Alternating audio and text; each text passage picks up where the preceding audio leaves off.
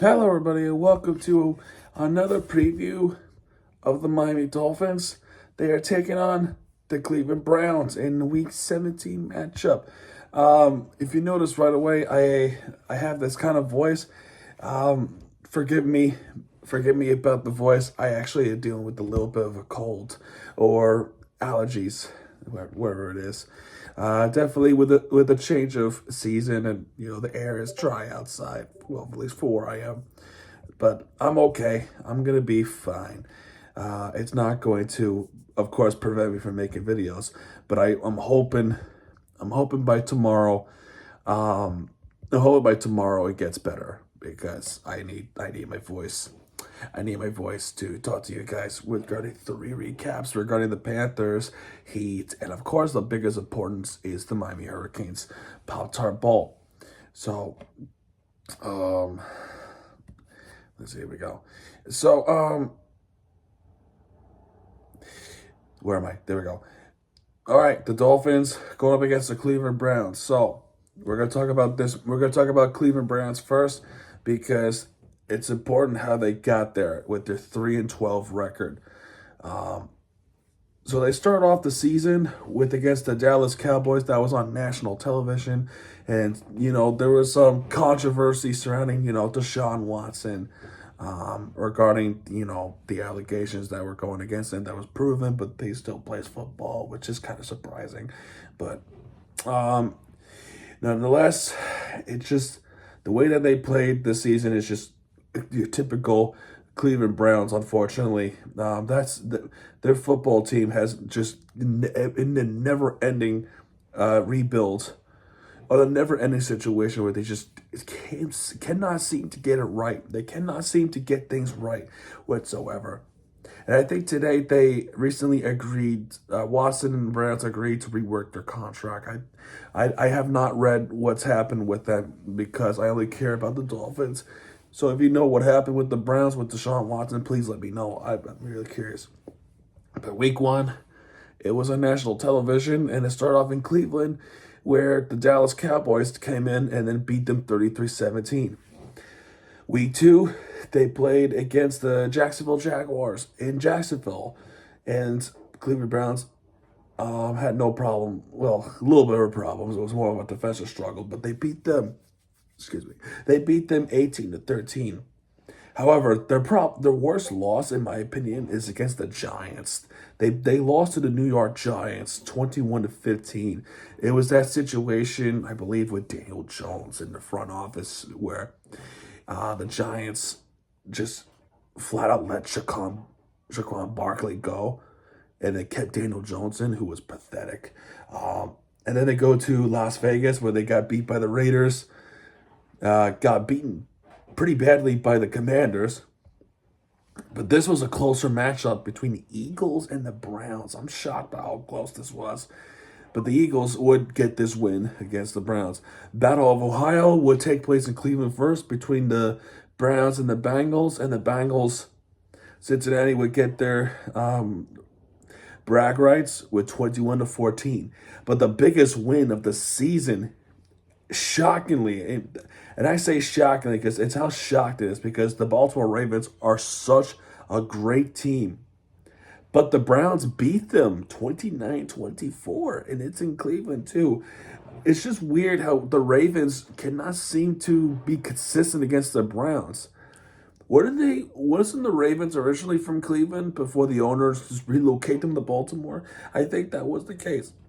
Then they played against the Chargers next, where the Chargers came in and beat them 27-10.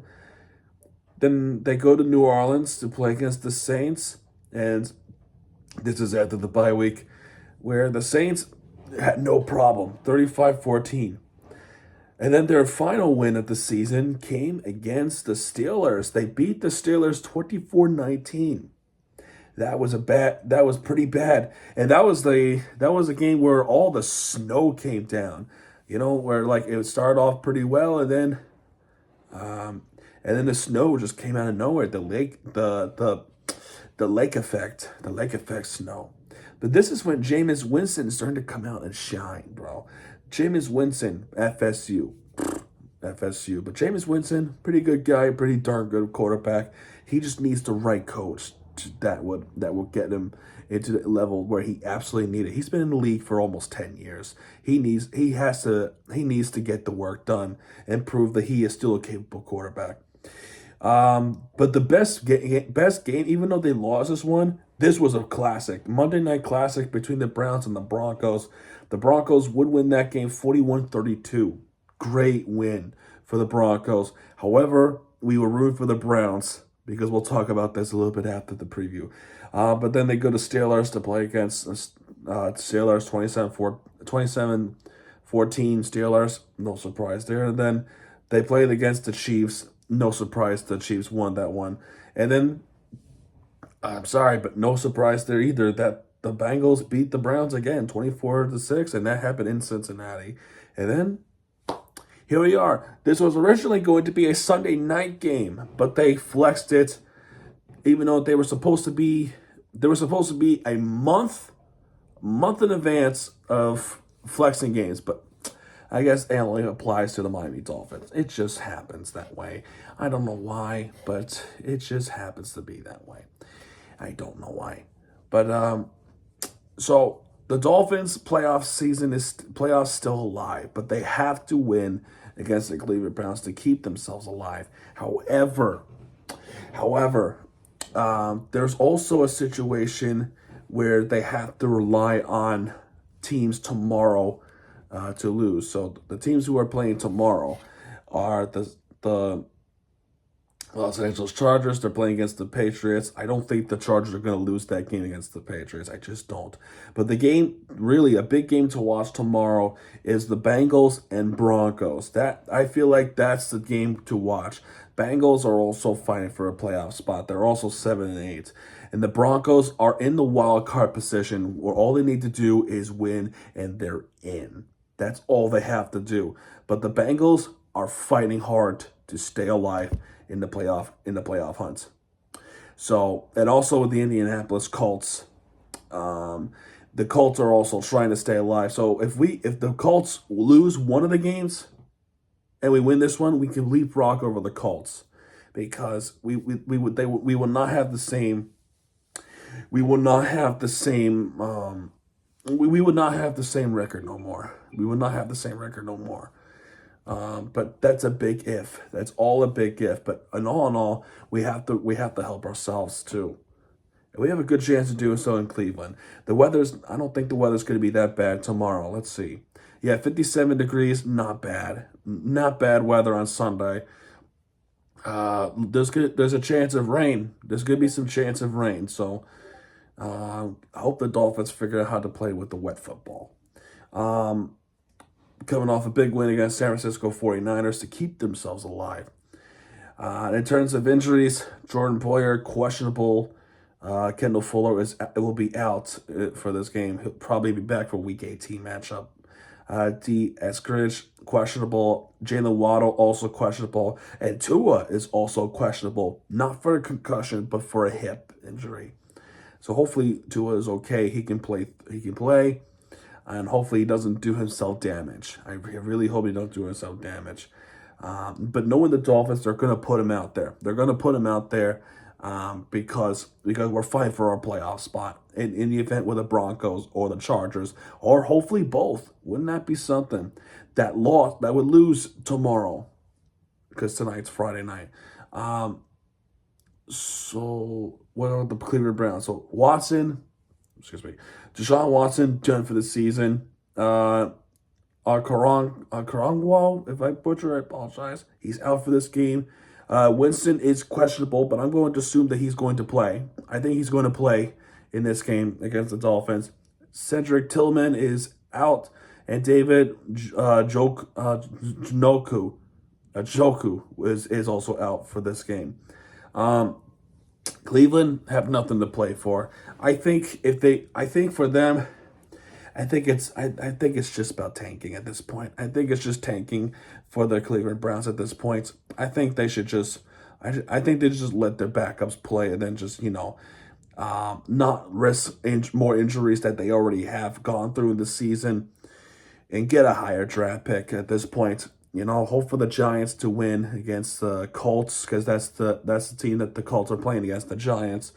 You wanna rather have a big draft. You want to have a high draft pick again, and the same thing with the Jets next week. Head-to-head record, Miami Dolphins is 12-9 against the Browns, the current Cleveland Browns. The current Cleveland Browns.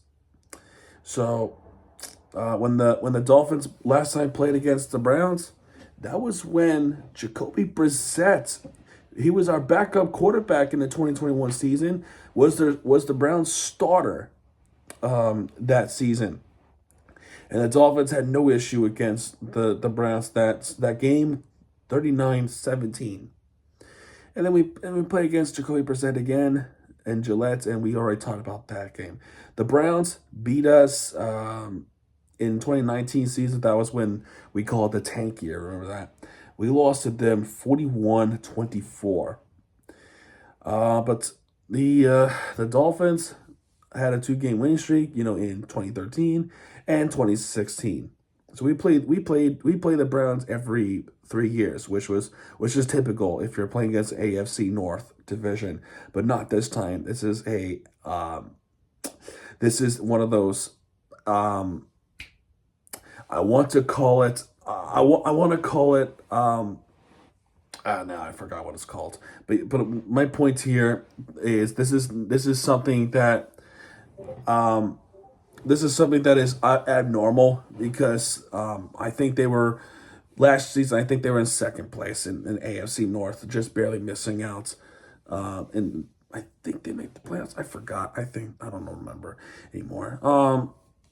And then the Browns had a winning streak against us, but the Dolphins were always dominate against them, even though there was an overtime situation 1 or 2 times, and that was a.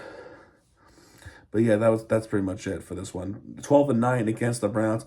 This should also be the case against the Browns on Sunday. This is now a 4:05 p.m. kickoff on December 29th. And then the final game is, of course, against the New York Jets at the Meadowlands. So we'll see what happens. Once every 3 years, AFC North division. And then, a little bit of out of order. That's what I'm trying to think of. Out of order situation between the Browns and the Dolphins. 7-8 going up against 3-12. You cannot screw this up. You cannot screw this up. I don't care if we're trying to fight for the playoff spot. You have to win that game.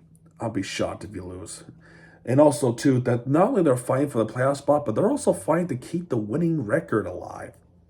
This is started off with the Brian Flores days, going into the Mike McDaniel days. So I personally do not want to lose the winning record, but also I'm still calling for the firing of Chris Grier. He should be gone. He really should be gone. He has to go. He really has to go. Keep the coaches if you like to, but they have to be better at play calling. But also with the coaching staff, I still think Frank Smith is not fit for the job. Our offensive coordinator, he should go. He really should go. But I don't know. They're not going to do anything. I don't think the Dolphins are going to do anything about it. It sucks to say. But there you go. Let me know what you think of the preview. Again, I'm sorry about my voice. I'm currently trying to recover from a cold. Hopefully tomorrow it's better. I hope tomorrow is better. I really hope so because I'm going to be very busy tomorrow. And then busy again Sunday. It's how the New Year's Eve.